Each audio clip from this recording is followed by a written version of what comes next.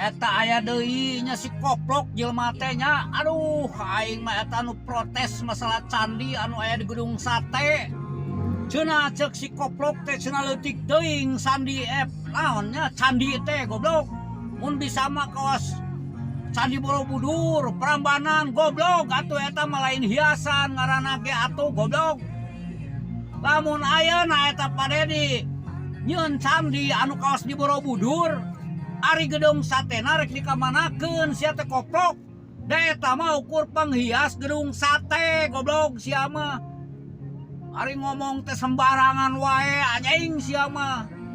Cing balik ngomong teh, eta mah hiasan goblok, lain tempat wisata. Eta mah ngaranna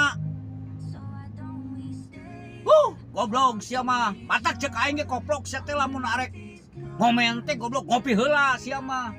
Sia mah tara ngopi sih. Ngarareunahun, manya Gedung Sate arek dijieunkeun candi anu segede Borobudur, koplok sia mah.